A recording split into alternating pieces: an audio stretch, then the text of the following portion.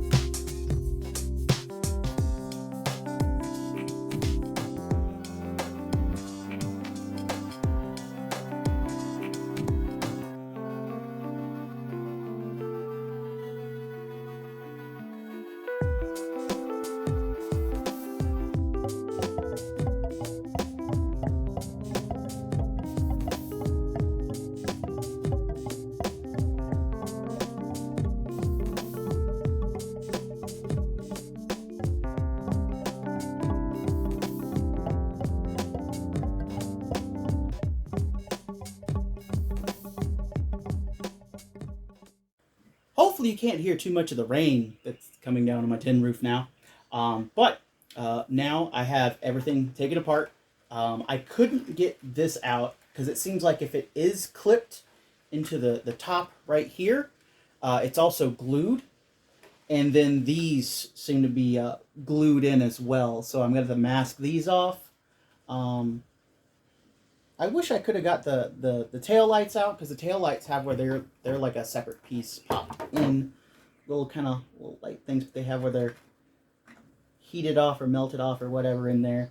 But I'll probably just end up repainting those or something.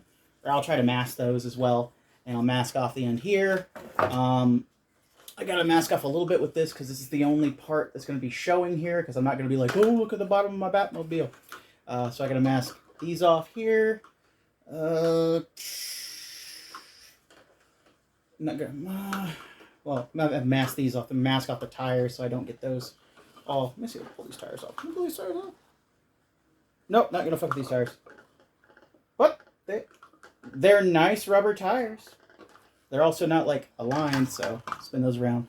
I gotta mask this off because this is all one piece of it's clear plastic, but it's also been painted. You can kind of see it on there a little bit. So I gotta mask that off. Can I? Yeah, it's another piece of plastic that's kind of pushed in there. Is these right here? So I probably will still paint, like just paint this over and then just dry brush the metal detail, just like I'm going to do that with the vents right here. I'm going to spray paint those and dry brush the vent detail in here. Spray paint these. Probably, actually, I'll mask off the little bits right there so I can hold them easily and paint them. And that should be it. So once I'm done masking, I'll show you how I got masked off. Got all my parts masked off. I got the tires masked off so I don't accidentally paint those while I paint this back end here. I got the Campy masked off as best I can. Whatever kind of gets sprayed is what's going to get sprayed. I have the turbine masked off pretty well. And I have the tailpipes masked off pretty well, I think. And everything else is just, pick up and spray paint. So I'll go from there, and we'll see how this turns out once I wipe it down with these wipes.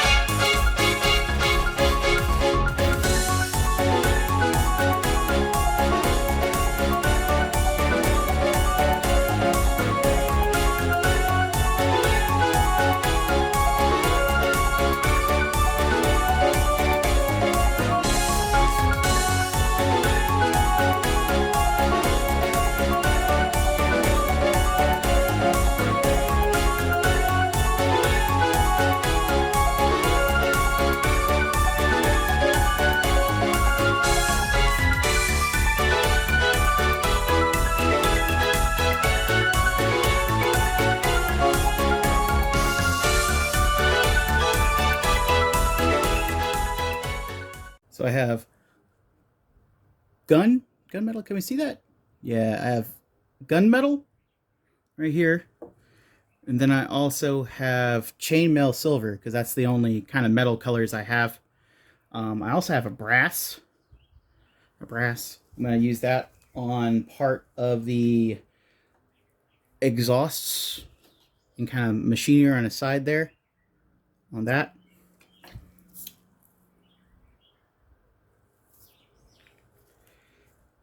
I also have yellow for the headlights. I have a flat yellow. I'm going to cover in gloss. I also have dark vermilion for the taillights.